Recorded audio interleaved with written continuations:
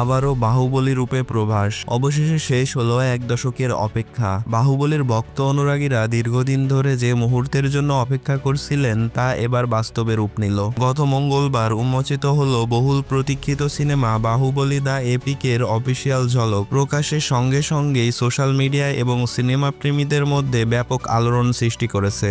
এই ঝলকে ধরা পড়েছে মাহেশমতি রাজ্যের আভিজাত্য ও গৌরব, যা মুহূর্তেই দর্শকদের ফিরিয়ে নিয়ে গেছে 2015 সালের বাহুবলী দ্য বিগিনিং এবং 2017 সালের বাহুবলী দ্য কনক্লুশনের দিনগুলোতে। প্রভাসকে আবারও সেই কিংবদন্তি চরিত্রে দেখতে পেয়ে উচ্ছ্বাসে ভাসছেন ভক্তরা। অনুমান করা হচ্ছে এই সিনেমা বক্স অফিসে আগের সব রেকর্ড ভেঙে দেবে। নির্মাতা এস রাজামৌলি আবারও চমক রেখেছেন কাহিনীতে। যদিও এটি সম্পূর্ণ নতুন গল্পে তৈরি, তবুও আগের দুটি সিনেমার সঙ্গেই এই গল্পের যোগসূত্র রয়েছে। তবে একটি বড় পরিবর্তন হলো এই সিনেমার দৈর্ঘ্য।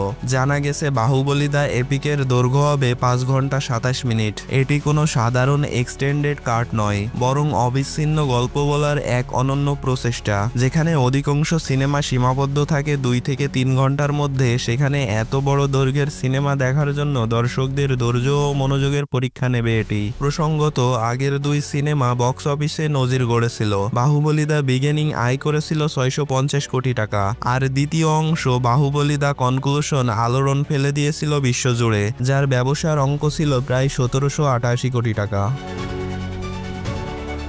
নতুন খবর হলো 2025 সালের 31শে অক্টোবর মুক্তি পেতে যাচ্ছে বাহুবলী দ্য এপিক। ঝলক প্রকাশের পর থেকেই ভক্তদের মধ্যে উচ্ছ্বাস তুঙ্গে, আর প্রত্যাশা এই সিনেমা শুধু বক্স অফিসে নয়, ইতিহাসেও এক নতুন অধ্যায় রচনা করবে।